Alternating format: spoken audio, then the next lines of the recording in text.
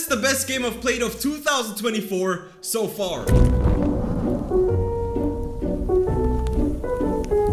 Dragon's Dogma 2, a game where choice isn't simply a feature, but quite literally the heartbeat of the game. From the very beginning, the choices you make will define your experience in ways that very few other games manage to achieve. And one of the first places where this really shines is in the character customization. You could choose to be Keanu Reeves, a black man, Adam Sandler. Other games force you to act like a normal human being.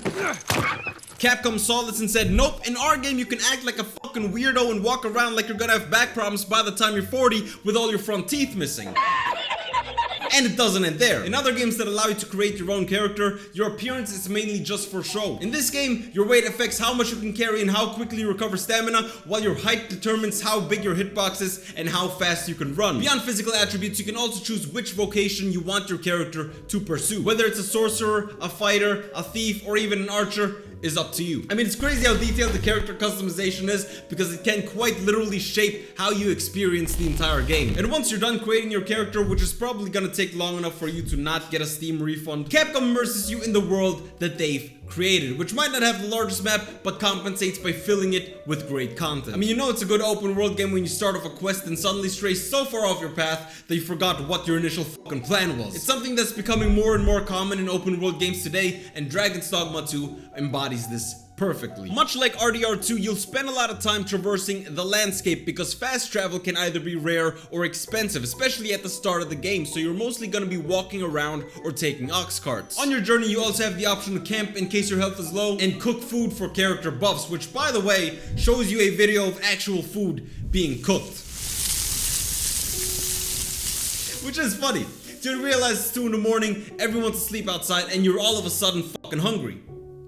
What the fuck, Capcom? The world of Dragon's Dogma 2 is not boring. From constantly finding new places to explore like towns full of side content, to constantly being attacked by enemies, which doesn't sound that impressive until you realize that they've been carefully and strategically designed to annoy you, the player, as much as humanly possible. I mean, harpies will attack you then fly back up so you can't reach them, wolves will drag you and just eat you, goblins are just fucking annoying.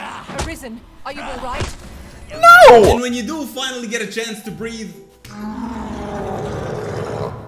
oh god, and the boss fights, which are brutal and extremely unpredictable. I mean, you can fight a griffin and damage it to the point where it'll just get up and leave, then 20 minutes later fight another boss just for that exact same griffin to come back and fight you alongside that boss, who all of a sudden does a fucking drop kick. Oh my god, oh my...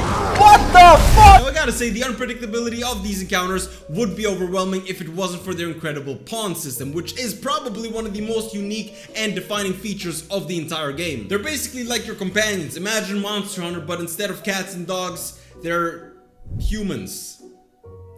Sort of. Your main pawn is customizable at the start of the game. You can choose their vocation, skills, and even their fucking behavior. And on top of being able to create your own, you're also allowed to recruit some of the other pawns created by other players. And I swear, if I didn't have these guys by my side, I would have probably died twice as many times. From being able to catch you if you're falling from high places, to helping you in dire moments, these pawns are invaluable, but not only in combat, but also when it comes to exploration, as pawns from other players can inform you about items or treasures around the map depending on their experience with their own player. I've just recalled. I found a treasure chest near here during my travels beyond the rift.